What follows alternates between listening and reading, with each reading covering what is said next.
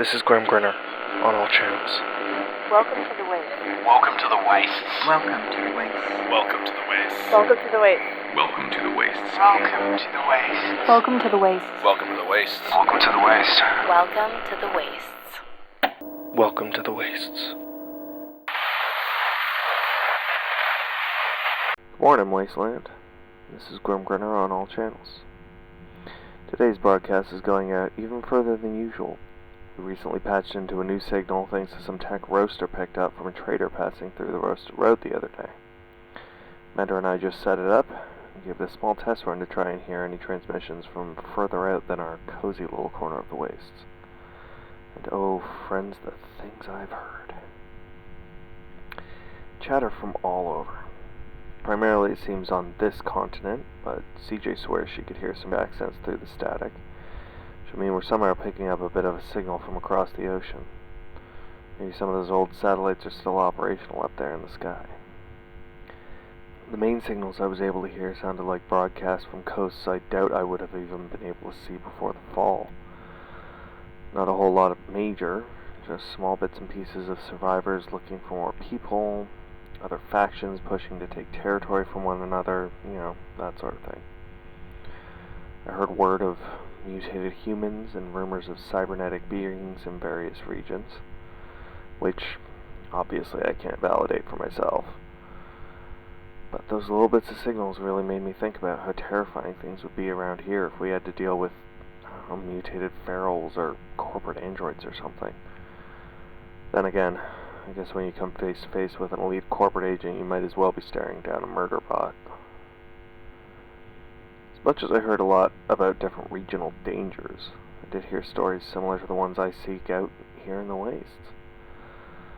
Stories of hope, people fighting back against those who seek to terrorize and create their own tyrannical rule of the wasteland. People coming together, forming communities, trying to find other various ways to unite. Like hell, I was able to snag a bit of a broadcast talking about a city built in the Nevada desert. Wastelanders and survivors and even some raider tribes have created a relatively peaceful sort of walled city, lovingly referred to as the Wasteland City. Still the usual dangers of bringing such a wide variety of groups together in a walled-off place like that, of course.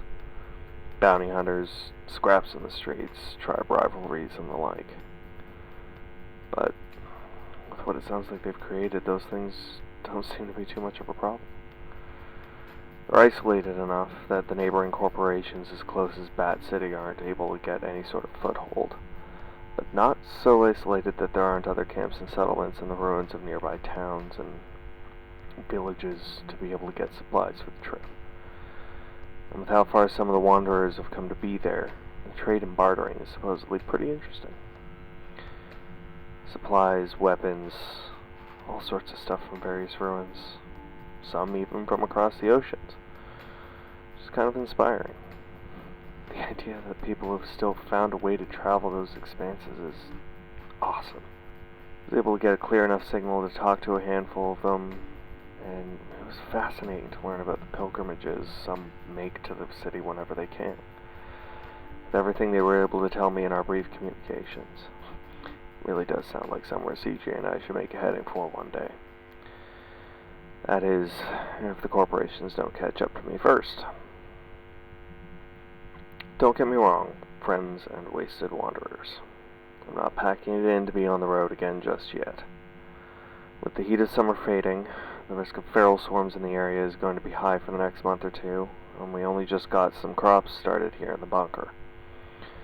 CJ might even be able to make a batch of her special sauce as long as we can keep these seeds growing. But who knows? Maybe we'll fuel up the atomic maple and make a pilgrimage of our own one day. In the meantime, we have our hands full making sure the route west through the Badlands is secured.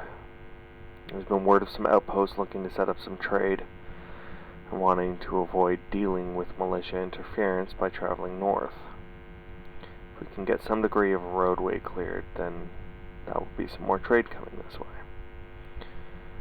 Oh, and before I forget, the Domino Club will be hosting an event in a few days celebrating Mama Coog and the founding of Burt Black. It's expected that the Capper Vineyard and Roaster Road are sending special batches of wine and coffee, and Lex is bringing along some fresh foods for the event. It's going to be a hell of a time, and I think we've all needed it the past while. There hasn't been much to celebrate since Liquorbox finished setting up. This has been Grimm Grinner, broadcasting on all channels. See you in the Wastes. Welcome to the Wastes is a Wasteland podcast brought to you by Edward Grimm Grinner Hutchinson. Feel free to follow me on all social media. Make sure to subscribe so you can hear new episodes as they release.